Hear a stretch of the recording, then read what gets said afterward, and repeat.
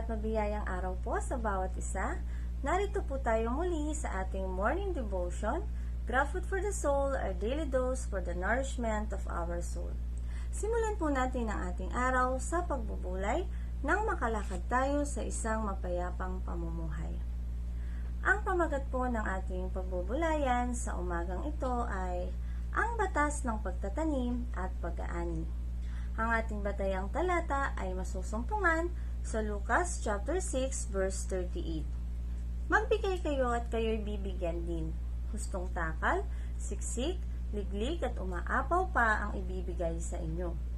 Sapagkat ang panukat na ginagamit ninyo sa iba ay siya rin gagamiting panukat sa inyo. Salamat at purihin ng Diyos sa ating pagbasa at pagkarinig ng kanyang mga salita. Ang pagkakatiwalang Kristiyano ay may diwa ng pagtatanim at pag-aani. Bago tayo hinamon ng Diyos na mag-alay ng kaloob sa Kanya, may ginawa muna siyang mabubuting gawa sa atin. Katulad ng mga sumusunod na pangungusap na magpapatunay. Sabi po sa Mateo chapter 6 verse 33, ngunit higit sa lahat ay bigyang halaga ninyo ang kaharian ng Diyos at ang pamumuhay ng ayon sa Kanyang kalooban. At ibibigay niya sa inyo ang lahat ng mga bagay na ito. Gayon din po sa Filipos chapter 1 verse 6, natitiyak kong ang mabuting gawang pinasimulan sa inyo ng Diyos ay Kanyang lulubusin hanggang sa araw ni Hesukristo. Sabi rin po sa 2 Korinto chapter 8 verse 9, hindi kaila sa inyo ang kagandahang loob ng ating Panginoong Hesukristo na kahit na mayaman ay nagiging dukha upang maging mayaman kayo sa pamamagitan ng kanyang pagiging dukha. Bigyan pansin natin ang 4 na puntos patungkol sa paksa na ang batas ng pagtatanim at pag-aani. Una, ang batas na ito'y Diyos ang may akda. Mula sa luma hanggang sa bagong tipan, makikita natin na ang Diyos mismo ang may akda ng batas na ito. Ang mga unang bahagi ng aklat ng Genesis ay nagpapakilala sa atin na ang Diyos ang may akda ng batas na ito hanggang sa huling pahina na aklat ng pahayag. Ang diwa ng pagpapala sa pagsunod sa salita ng Diyos at ang sumpa sa bawat paglabag ay nagdadala sa atin sa paniniwala na tunay nga ito ay nasa ilalim ng batas ng pagtatanim at ng pag-aani. Sabi po sa Exodo chapter 34 verse 26, dadalhin niyo bilang handog sa bahay ni Yahweh na Diyos ang inyong mga pinakamainam na unang ani na inyong bukirin. Huwag kayong maglalaga ng tupa o batang kambing sa gatas ng sarili nitong anak.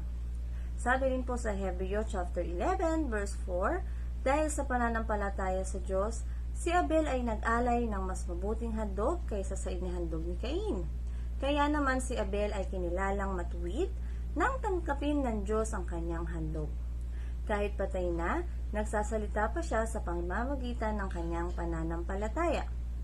Ikalawa, ang batas na ito ay nagtuturo ng kaayusan ng ibig ng Diyos para sa iyo.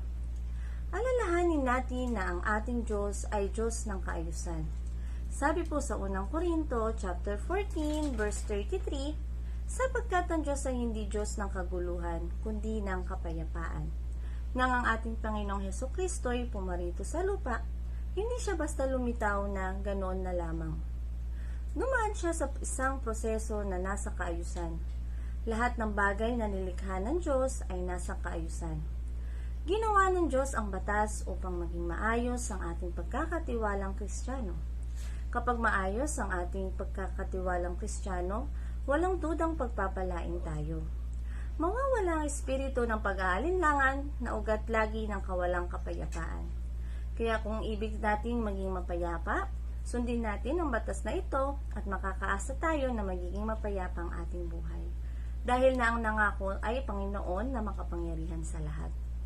Sabi po sa Efeso chapter 3 verse 20, sa Kanya na makakagawa ng higit pa kaysa maaari nating hilingin at isipin, sa pamamagitan ng Kanyang kapangyarihang kumikilos sa atin. Ikatlo, ang batas na ito ay nagpapakilala sa kalikasan ng ating Diyos. Nagtanim siya ng pag-ibig sa puso ng tao dahil sa siya ay pag-ibig. Umaani siya ng pagsamba at papuri mula sa tao. Nagtanim siya ng katotohanan sa isip ng tao dahil sa siya ay katotohanan. Umaani siya ng pagsunod at paggalang mula sa tao. Mapalad ang sino mang kumikilala sa batas ng pagtatanim at pag-aani, sapagkat ang batas na ito ay nagpapakilala at nagpapahayag sa kalikasan ng Diyos. Ika-4, ang batas na ito ay nagtuturo ng pag-asa na nais ng Diyos para sa iyo. Kung sinabi ni Apostol Pablo na, huwag ninyong pakainin ang sinumang ayaw magtrabaho. Marahil ang sinabi din sa atin ngayon ay, huwag umasa na mag-aani ang sinumang ayaw magtanim. Napakaganda nitong sinabi sa atin ni Apostol Pablo sa unang Timoteo chapter 6 verse 17 to 19. Ang mayayaman sa material na bagay, utusan mong huwag magmataas at huwag umasa sa kayamanang lumilipas. Sa halip, umasa sila sa Diyos na masaganang nagbibigay ng lahat ng mga bagay para sa ating kasiyahan. Utusan mo silang gumawa ng mabuti at magpakayaman sa mabubuting gawa. Maging bukas palad at magtulungin sa kapwa. Sa gayon, makakapag-impok sila para sa mabuting pundasyon sa hinaharap at makakamtan nila ang tunay na buhay. Tanungin nga po natin ang ating sarili. Tapat ba ako sa aking Panginoong Hesukristo sa larangan ng pag-iikapu, paghahandog at pagtulong sa kapwa? Kung tapat tayo ay tiyak mapayapang masasagot natin, opo. Subalit kung hindi tayo tapat, may mga pag-aalinlangan ng ating pagtugon. Panahon na mga kapatid na magtapat sa Panginoon.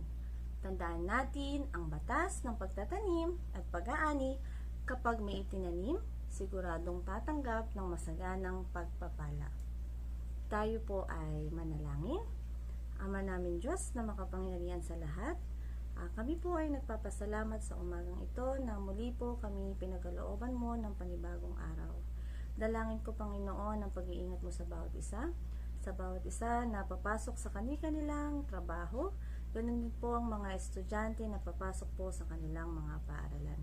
Ingatan mo po at pagpalain ng bawat isa, naway maging puno po ng pagpapala at pag-iingat ang araw na ito. Patawarin niyo po kami sa aming mga kasalanan. Ang lahat ng po na ito ay dalangin namin sa matamis na pangalan ni Jesus. Amen. Papuri at pasasalamat sa Panginoon. Salamat po sa pagsama sa pagpubulay-bulay ng salita ng Panginoon. A friendly reminder po sa bawat isa sa atin, be Christ-like in your workplace today. Humayo at maglingkod. Salamat po.